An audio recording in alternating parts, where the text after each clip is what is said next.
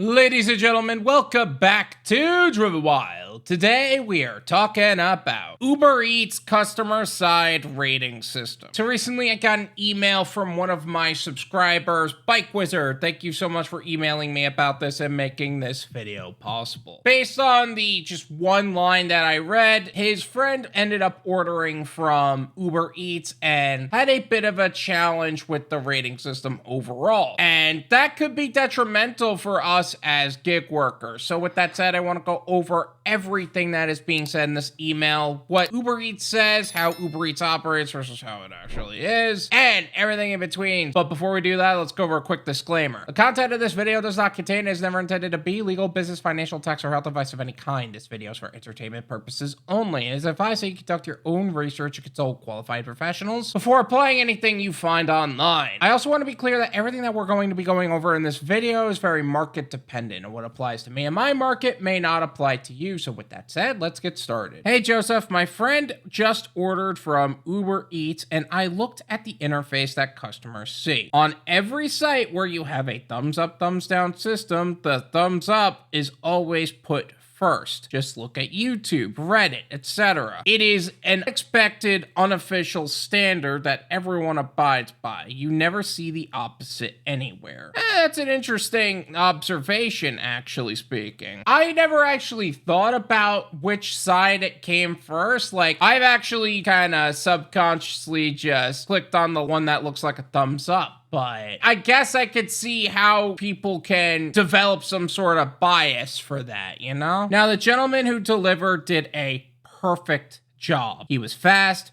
careful, communicated everything clearly, a good delivery guy, and we bumped up his already good tip after he picked up the order. My friend asked me to rate him, so I went on to rate him and almost clicked the wrong button. Okay. You looked at the rating system as a singular block rather than two individual buttons. Like on YouTube, the overall thumbs up, thumbs down system is really just two halves of one button as opposed to two individual buttons. Because you're so used to it being the one side being the like button and the other side being the dislike button, you almost rated them badly because of that. That's an interesting perspective. I wouldn't have thought about it that way. But I guess it's good to know that that can potentially happen from the prospect of this is habitual to me. You know what I'm saying? See, after rating the restaurant, the system asks us to rate the delivery courier. But here are the icons presented in thumbs down, thumbs up order. It is extremely easy to go by standard expectations and tap the first icon, especially if someone is distracted. It's almost as if they were looking to lower the scores of drivers for some reason. Okay, I'm gonna push back on that a little bit. I think because of how infrequent some of the ratings have become, the way it's designed almost prevents ratings from hitting your account to begin with, if that makes sense. Because if it's not normal for certain customers to rate certain ways, they're not going to do it. And I agree, it is a little backwards. They will go with a 5-star rating system for the restaurant, and then for the individual items, it's also a thumbs up, thumbs down system. Then the driver and the tip is actually acknowledged there. Now, in some ways, that is a good and a bad thing, because on one hand, we're not going to get as many ratings, but on the other hand, there is a less of a possibility for tip baiting, because there's so much friction between rating the driver and changing the tip to actually ordering the food, because everything is such a sequence now. That's my perspective. I don't know if that's actually going to be the case, but who knows. I also think that's also why a lot of people find that getting ratings in certain markets is actually more of a challenge in their particular area. You could go on for 1,000 deliveries and not even get 100 ratings because the rating system is buried so deeply within the process of actually rating the driver. Now, for me personally, I am a driver. I do go out of my way to make sure that the driver gets a positive rating if I had no issues with the order. Like, you gotta do something extra special for me to rate you badly. I'm not gonna tip you poorly, but if I rate you badly, you done effed up good. I can see what you're saying, how the thumbs up, thumbs down system has a inherent design flaw, but if this was literally designed to give us bad ratings, that is some 10 brain crap that I have never thought about, to be honest with you. But very interesting perspective. I definitely see how habits can end up causing different ratings to pop up. If you guys also want to email me about a story or something you would like me to go over, my email is drivenwyld@gmail.com. Feel free to check